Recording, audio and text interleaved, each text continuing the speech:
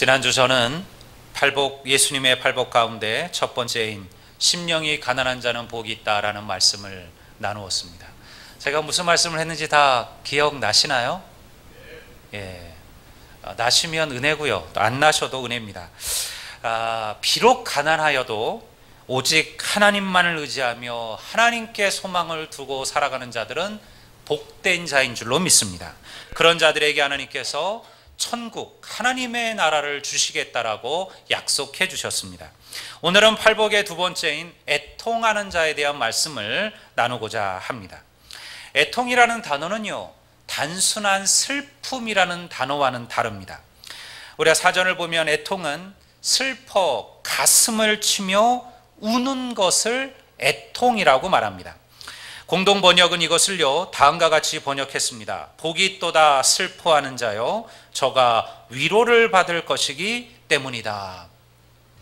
오늘 시대는 점점 눈물을 찾아보기에 어려운 세대가 되었습니다. 눈물은요, 자신의 나약함, 자신의 패배를 인정하는 것이라 그렇게 여겨지곤 합니다. 어렸을 때부터 남자들에게 그렇게 가르쳤잖아요. 남자가 우는 거 아니다. 남자가 눈물 흘리는 거 아니다. 그렇게 해서 눈물을 흘린다라는 것을 그렇게 긍정적으로 보지를 않아요. 우리 여성도들은 잘 모르겠지만요, 우리 남자들은 고속도로 휴게실이나 날에 공용 휴게실을 가면요, 우리 작은 걸 보는 소변기 위에 이렇게 붙어져 있는 푯말이 하나가 있어요. 뭔지 기억나세요? 남자가 흘리지 말아야 할 것은 눈물만이 아니다. 이게 그렇게 쓰여져 있어요. 하도 많이 흘리니까. 근데 사실은 남자가 흘리지 말아야 할 것이 눈물이다. 그렇지는 않거든요. 사실은 잘 우는 사람들, 누굴 위하여 함께 울어줄 수 있는 사람들, 눈물 많은 사람들이요, 세상을 바꾸는 거예요.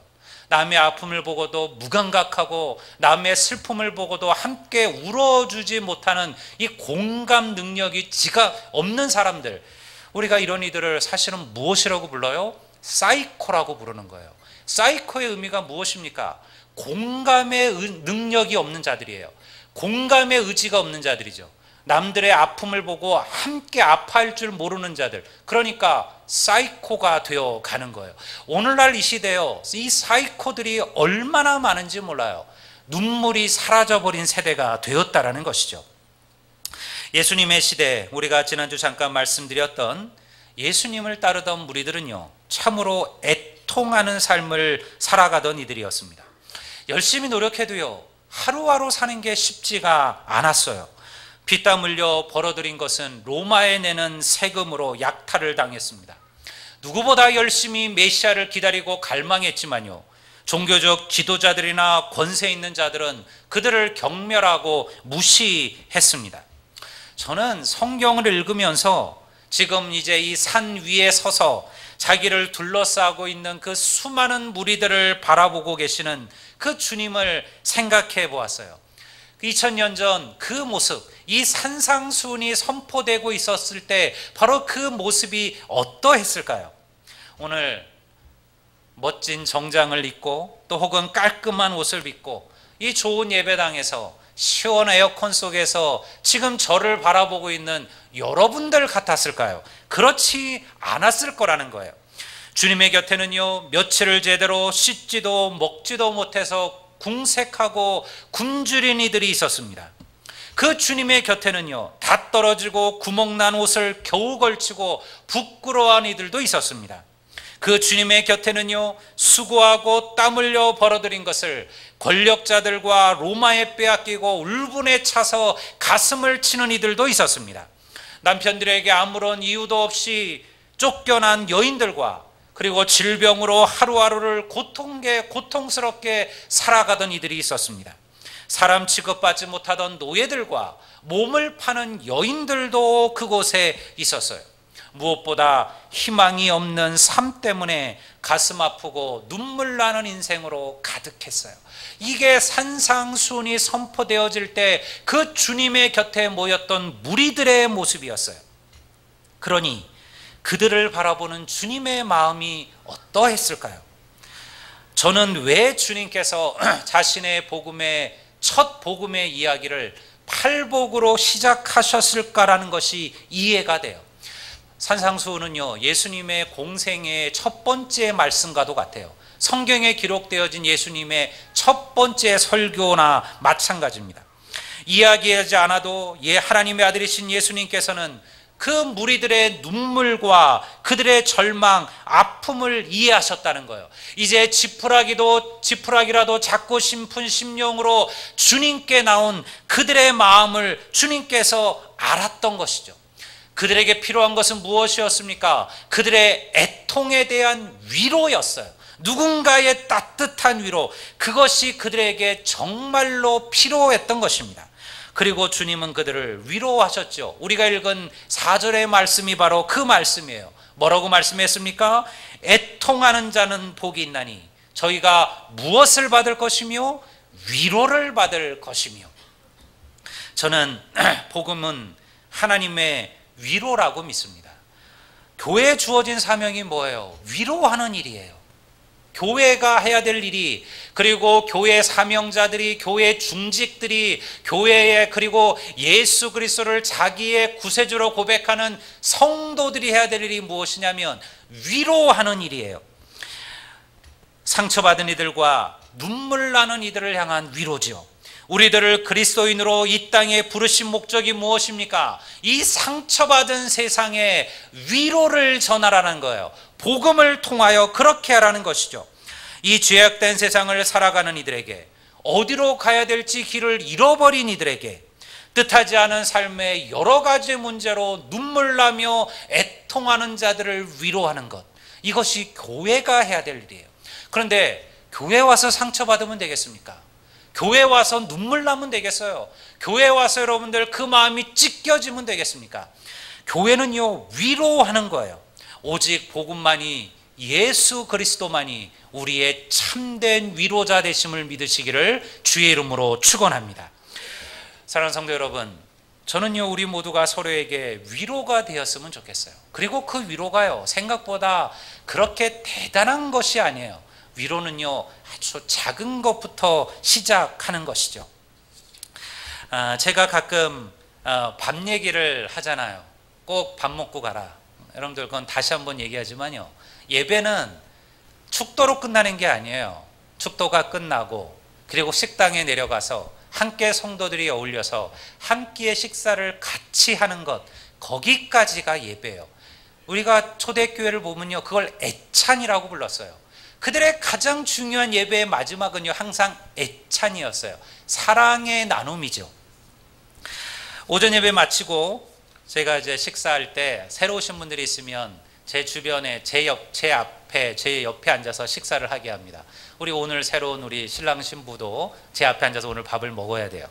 그런데 가끔 보면 뭐 이제 전혀 새로운 분이 없다 그러면요, 그 넓은 식탁에 저 혼자 밥 먹을 때가 있어요. 아니, 왜 목사가 앉는 자리에는 안 앉죠? 목사가 무서운가요? 제 앞에 와서 밥을 먹는 분들이 좀 드물어요. 여러분, 위로가 무엇인가요? 이런 게 위로예요. 아유, 우리 목사님이 혼자 밥 먹네, 내가 가서 같이 먹어드려야지. 그게 위로죠. 그게 위로예요. 여러분, 이게 제 얘기를 하는 게 아니라 우리 성도들의 이야기를 하는 거죠. 저도 그러할진데, 교회 처음 나온 성도가 여러분들 식당에 내려와서 어디에 앉아서 밥을 먹을까, 누구와 밥을 먹어야 될까, 이건 대단한 고민이에요. 그리고 여러분들 식탁에 앉았는데 아무도 함께 앉아주지 않고 혼자 밥 먹는다는 건요, 그건 얼마나 눈물 나는 일인지 몰라요. 그거는요, 사실은 어떻게 보면 그 마음에 별거 아닌 것 같아도요, 그런 것들이 교회의 모습을 만들어 가는 거죠. 함께 먹어주는 거, 교회 처음 나온 성도가, 내가 모르는 성도가, 혹은 누군가가 식탁에 혼자 앉아 있을 때 그 옆에 앉아서 함께 밥을 먹어주는 거, 그게 위로예요.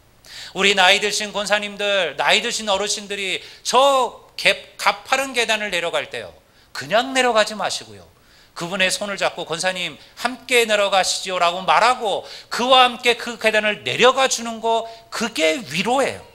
여러분, 누군가 혼자 예배하고 있을 때 그 옆에 함께 앉아서 말씀을 같이 펴주고 함께 찬양 찬송가를 찾아주는 거, 그게 위로예요. 누군가 속에 쌓인 이야기를 할 때요, 내색하지 않고 함께 그 이야기를 들어주는 거, 그게 위로죠. 세상에 눈물 없는 인생은 없습니다. 그 눈물이 하나님께 드려지고 고백되어질 때, 그리고 우리가 그 위로의 자리에 함께 참여하게 될 때 그 눈물이 축복으로 변화될 줄을 믿습니다. 제가 애통하는 것은 복되다라는 이 말씀을 묵상하면서 받은 은혜가 있어요. 그것이 무엇이냐면, 여러분, 눈물은 하나님의 마음을 움직이는 힘이 있음을 믿으시기를 주의 이름으로 축원합니다. 성경에 보면요, 한나라는 여인이 등장해요. 누구죠? 한나가 사무엘의 엄마죠. 어머니예요. 그녀는요, 아이를 낳지 못했습니다. 그 당시에는 아이를 낳지 못한다는 것은 대단한 문제였죠. 그래서 여러분들 첩에 의하여 구박을 받았어요. 본부인임에도 불구하고요. 여러분, 그녀가 눈물로 주님의 성소를 찾아요. 그래서 눈물로 기도합니다. 사무엘상 10장 10절과 11절을 보면요, 이 한나의 기도의 이야기가 등장합니다. 그가 무엇이라고 얘기합니까? 한나가 마음이 괴로워 여호와께 기도하고 통곡하며 서원하여 이르되, 만군의 여호와여, 만일 주의 여종의 고통을 돌아보시고 나를 기억하사 주의 여종을 잊지 아니하시고 주의 여종에게 아들을 주시면 내가 그의 평생의 그를 여호와께 드리고 삭도를 그의 머리에 대지 아니하겠나이다. 한나의 기도가 무슨 기도였습니까? 애통하는 기도예요. 눈물의 기도였어요. 기도하며 통곡했어요. 하나님께서 이 한나의 눈물을 기억하신 줄로 믿습니다. 그리고 그에게 아들을 주셨어요. 그 아들이 누굽니까? 암울했던 이스라엘 민족의 역사를 변화시키고요, 그리고 하나님을 떠났던 이스라엘 백성들의 마음을 모아 하나님께로 돌이켰던 위대한 선지자 사무엘인 거예요. 한 여인의 애통하는 눈물이 하나님의 역사를 일으키는 거예요. 이게 눈물의 기도의 의미예요. 성경은요, 또 한 사람의 눈물의 기도를 기록합니다. 그는 바로 신실했던 유다의 왕 히스기야죠. 열왕기하 20장을 보면 히스기야가 심각한 병에 걸려 죽을 위기에 처했어요. 왕이라 할지라도요, 죽음 앞에는 어찌할 방법이 없는 거잖아요. 그래서 인간이 공평한 거예요. 부자든 가난하든요, 여러분들 죽음 앞에는 누구나 공평합니다. 돈 있다고 해서 오래 사는 것도 아니고 늦게 가는 것도 아니에요. 권력이 있다고 해서요, 천천히 가는 것도 아니에요. 죽음 앞에 모든 인간은 공평할 수밖에 없는데요, 왕이었던 히스기야도 다르지 않았어요.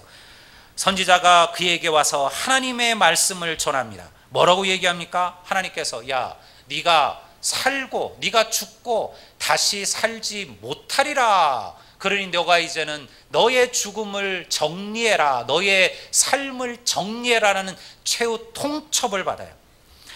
그런데 이 말을 들은 히스기야가 어떻게 했을까요? 20장 2절과 3절을 한번 우리가 다 같이 한번 읽어 보시겠습니다. 다 같이 읽겠습니다. 히스기야가 낯을 벽으로 향하고 여호와께 기도하여 이르되, 여호와여 구하오니 내가 진실과 전심으로 주 앞에 행하며 주께서 보시기에 선하게 행한 것을 기억하옵소서 하고 히스기야가 심히 통곡하더라. 그의 기도가 무슨 기도입니까? 눈물의 기도죠. 통곡의 기도였어요. 하나님께서 5절을 보면요, 이 히스기야의 눈물에 대하여 하나님의 말씀이 등장을 해요. 5절에 보면 이렇게 기록합니다. 내가 내 기도를 들었고 너의 눈물을 보았노라. 내가 너를 낫게 하리니 내가 3일 만에 여호와의 성전에 올라가리라. 사랑하는 성도 여러분, 하나님은 우리의 눈물의 기도를 보고 계시고 듣고 계심을 믿습니다.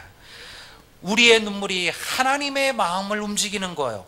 히스기야의 눈물이요, 하나님의 정하신 뜻을 바꾸었어요.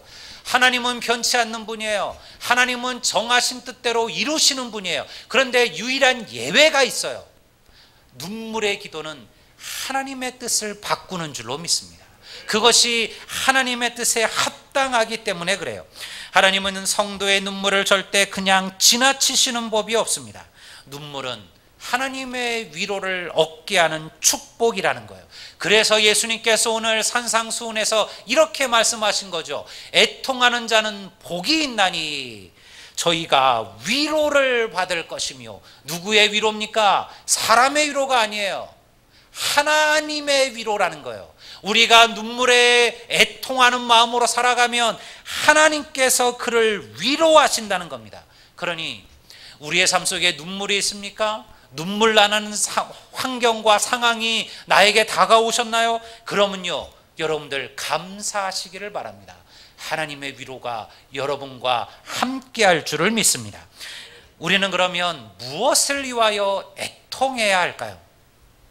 우리 애통함은요, 먼저 나의 죄악됨에 대한 애통이어야 돼요. 자신의 연약함을 바라보고 가슴을 치는 애통이 필요합니다. 아직도 하나님의 뜻대로 살아가지 못하고요, 세상 풍조에 벗어나지 못하는 어리석음에 대한 애통이어야 된다는 거예요.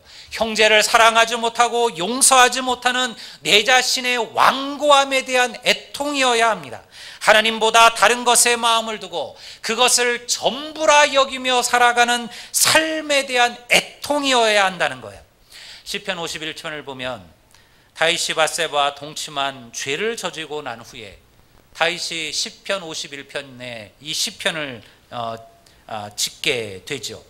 거기서 보면 17절에 다윗이 이러한 말씀을 이야기하고 있습니다. 하나님께서 구하시는 제사는 상한 심령이라. 하나님이여, 상하고 통회하는 마음을 주께서 멸시하지 아니하시리로다. 시편 34전 18절도 비슷해요. 여호와는 마음이 상한 자를 가까이 하시고 충심으로 통회하는 자를 구원하시는도다. 여러분들은 하나님의 복음 앞에, 말씀 앞에, 십자가 앞에 얼마나 애통해 보셨나요? 주의 말씀 때문에 여러분들 가슴을 치며 울어보셨나요? 내 안에 아직도 벗어버리지 못한 내 악함, 내 연약함, 내 실수와 내 잘못을 여러분들 가슴 아파하며 살아보셨습니까? 사랑하는 성도 여러분, 여러분의 연약함, 여러분의 죄악됨에 대해 통회하는 심령으로 하나님께 나아가시기를 주의 이름으로 축원합니다. 그런 이들에게 하나님의 용서와 위로가 임하게 될 것임을 믿습니다. 문제는요, 우리가 스스로 우리의 죄악되고 연약함을 인정하는가 하는 점이에요. 오늘날 이 세상에 죄인들이 없어요. 다 자기를 의롭다 얘기합니다. 여러분, 아직도 우리나라가 교통법규를 잘 안 지켜요. 그래서 이 교통법규 때문에 얼마나 많은 사고들이 일어나고요, 얼마나 많은 이들이 죽는지 모릅니다. 많은 이들이 과속을 하고 많은 이들이 신호를 그냥 넘어가죠. 그런데 막상 사람들에게 물어보면요, 운전하는 분들에게 당신은 교통 신호를 잘 지킵니까? 라고 물어보면요, 우리나라 사람들의 80%가 나는 잘 지킨다, 근데 제가 문제다, 이게 답이라는 거예요. 근데 실제로 벌어지는 것을 보면 우리나라의 운전자들 가운데 사실은 교통법규를 제대로 지키는 자들은요 40%밖에 되지 않는다라는 거예요. 다 은근슬쩍 꼬리 물고 앞에 쓰고 좀 튀어나가고 신호등이 바뀌는 순간 그냥 나가버리고 불법 유턴하고 저도 사실은 그럴 때가 있어요. 저도 그러라고 해서 급하고 어려울 때 에이 모르겠다, 왜 없겠습니까? 그런데요, 사람들은 다 이것은 나는 잘하는데 제가 문제라는 거예요. 이게 오늘날 이 시대를 살아가는 죄인들의 모습이에요. 무엇이 죄인이에요? 뭐가 죄인이에요? 살인 저지르고 강도짓 하는 사람만이 죄인입니까? 성경은 그렇게 이야기하지 않습니다. 나의 죄인됨을 인정하지 않는 자가 죄인이라는 거예요. 나는 의롭고 나는 문제없다고 말하는 것, 그것이 죄인이라는 거예요. 여러분, 죄인이 문제가 아니라 죄인임을 인정하지 않는 것이 문제라는 거예요. 왜 그게 문제예요?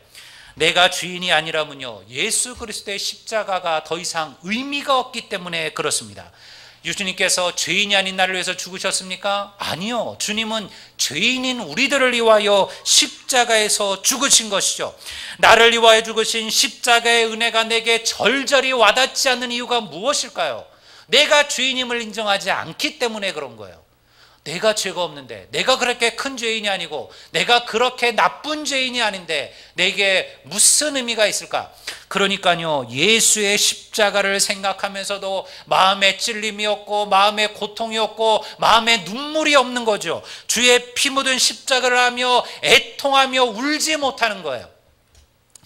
사랑하는 성도 여러분, 우리 모두는 죄인입니다. 하나님의 사랑과 주의 은혜 없이는 살아갈 수 없는 인생임을 고백하시기를 주의 이름으로 축원합니다.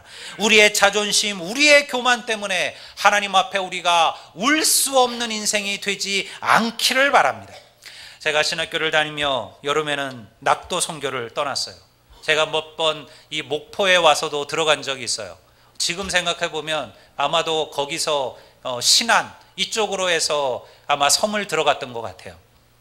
교회가 없는 섬에 가서 하나님의 복음을 전했습니다. 특별히 제가 속했던 파이디온 선교회는 어린이들 선교를 목적으로 세워진 선교 단체였습니다. 저는 그 섬에서 하나님의 말씀을 듣고 자기의 죄를 회개하고 눈물로 통회하는 많은 아이들을 만났어요. 그 아이들이 무슨 그리 큰 죄를 졌을까요? 그 초등학교 아이들이요, 그 아이들이 무슨 죄를 졌을까요? 고작해야 거짓말하고 친구랑 싸우고 부모랑 안 듣고, 이것이 그들의 죄 아닐까요? 그럼에도 불구하고요, 그 아이들이 자기의 죄를 회개하며 울었어요. 여러분, 사실은 제가 그 흔들리던 믿음, 이 사명을 다시 회복한 게 그 아이들의 눈물이었어요. 제가 신학대를 가서 사실은 한 1년을 방황했어요. 내가 정말로 제대로 왔는지를 고민했어요. 왜냐하면 그곳에서 만났던 수많은 내 친구들을 보니까요, 나는 너무 믿음이 없는 거예요. 나는 너무나도 경험이, 어떤 특별한 어떤 영적인 체험도 없는 거예요.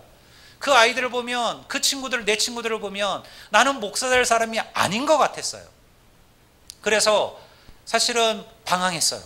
그러다가 낙도 선교를 갔어요. 그리고 제가 전하는 그 예수 그리스도의 십자가의 말씀 앞에 통회하고 우는 아이들을 보았어요. 그러고 나서 깨달았어요. 하나님께서 나를 목회자로 부르셨구나. 하나님께서 내 말씀을 통해서 이 아이들의 마음을 움직이시는구나. 이것이 나의 사명이구나. 저는 그때 제가 회복했어요. 여러분, 제가 그때 얼마나 많은 은혜를 받았는지 몰라요. 왜 예수님께서 어린아이처럼 되지 않고서는 결단코 천국에 들어갈 수 없다라고 말씀하셨을까요? 어린아이처럼 순전한 마음으로 하나님께 통회하고 회개하지 않는다면 하나님의 나라를 기업으로 받을 수 없다라는 거예요.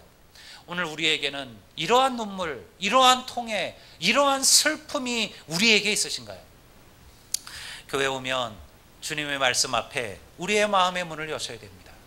그 말씀을 나의 말씀으로 받으셔야 됩니다. 하나님의 말씀을 나를 치는 주의 말씀으로 생각하셔야 돼요. 이 말씀은 누가 들어야 되고, 이 말씀은 누가 들어야 되고, 이 말씀은 누가 들어야 되고가 아니에요. 모든 주의 말씀은 내 심령을 치는 말씀이어야 돼요. 베드로의 고백, 베드로가 주의 복음을 선포했을 때 그 말씀을 들은 수많은 이들이 베드로에게 무엇이라고 얘기했습니까? 그들이 가슴을 치며 말하되, 그러면 우리가 어찌할꼬? 그들이 자기의 가슴에 찔렸다라고 했어요. 하나님의 말씀 앞에 가슴을 찔리는 거, 그게 은혜 받는 거예요. 주의 말씀을 듣고 나서요, 여러분들 내 가슴에 찔림이 없다면 그것은 말씀을 잘못 들은 겁니다. 교회에 분란과 어려움이 생기는 이유가 무엇일까요? 우리 모두가 스스로 의인이라 여기기 때문에 그렇습니다. 나는 의롭고 나는 문제가 없는데 저 사람, 저 성도가 문제라고 말하는 것이죠. 하나님은 상한 심령과 통회하는 마음을 기억하시는 분이에요. 남의 죄를 탓하기 전에 먼저 내 자신을 돌아보는 게 복음이에요. 복음은 항상 다른 사람들에게 이야기하지 않습니다. 하나님과 나의 대면을 얘기하는 거예요. 네가 하나님 앞에 서라고 얘기합니다. 네가 어떤 사람인지 하나님 앞에 고백하고 통회하고 어린아이처럼 벌거벗으라고 얘기하는 거예요. 우리가 얼마나 많이 배웠느냐? 우리가 세상에서 어떤 사람이었느냐, 나의 신분과 직위가 무엇이었느냐, 그건 중요하지 않습니다. 주님 앞에 내가 어떤 마음으로 서 있느냐는 거예요. 내가 죄인임을 인정하지 않는다면 우리는 애통의 축복을 받을 길이 없습니다. 드라마를 보면서 많은 이들이 울잖아요. 요즘 드라마가 또 얼마나 잘 만듭니까? 사람 모욕은 울지 않을 수 없게끔 그렇게 드라마들을 만들어내지요.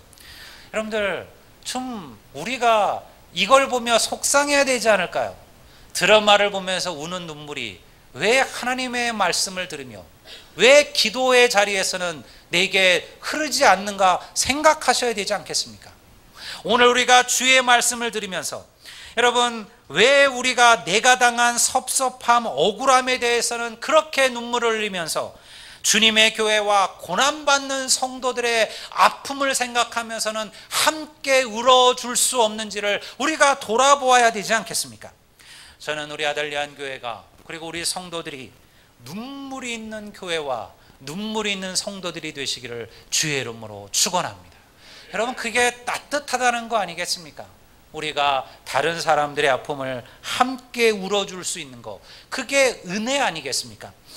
자신의 죄악됨에 대한 애통이, 다른 이들의 아픔과 눈물에 대한 함께 울어줄 수 있는 애통이, 그러한 은혜가 있는 교회가 바로 하나님 마음에 합한 교회라는 것이에요. 애통하는 자는 위로를 받을 것입니다. 여러분 다른 것에 마음 두지 마십시오. 그곳에 다른 해결점이 있다고 여기지 마십시오. 돈이 우리를 해결해 주지 못합니다. 인맥이 우리를 해결해 주지 못합니다. 결정적인 순간 여러분 우리를 위로하고 우리를 해결해 주실 소망은 오직 하나님께만 있음을 여러분 붙들고 나아가시기를 주의 이름으로 축원합니다. 한나와 히스기야의 애통을 기억하십시오. 그리고 하나님께서 그들을 위로하셨듯이 오늘도 여러분의 근심이나 걱정이나 염려가 있다면, 만약 하나님께서 내게 은혜를 베푸셔서 내가 내 문제로 애통할 일이 없고, 내가 내 자식 문제로 애통할 일이 없고, 내가 먹고 사는 문제로 애통할 일이 없다면 여러분 다른 이들을 위하여 울어줄 수 있는 이들이 되십시오. 그게 하나님이 원하시는 바예요. 그저 내가 사는데 지장이 없고, 내가 사는데 문제가 없고, 내가 사는데 만족하고 있으니 그것으로 끝나시면 안 돼요. 하나님께서 그런 나를 통하여 다른 이들, 상처받은 이들, 눈물 나는 이들, 그들의 눈물을 닦아주도록 하나님께서 나를 부르신 거예요. 여러분 그렇게 살아가면요 하나님의 축복을 경험하는 거예요. 사람의 위로는 잠깐 우리를 힘내게 할지 모릅니다. 그러나 하나님의 위로는 달라요. 우리의 문제가 무엇이든 우리의 상처가 무엇이든지 간에 우리가 눈물로 하나님 앞에 나가시면 하나님은 반드시 우리를 위로하시고 우리의 눈물을 기쁨으로 변화시켜 주시는 분이심을 믿습니다. 오늘 이 하나님의 위로가, 그리고 오늘 이 눈물이 우리 교회와 우리 성도들의 삶 속에 예배 가운데 있게 되시기를 우리 주의 이름으로 축원합니다. 우리 다 같이 아래에서 일어나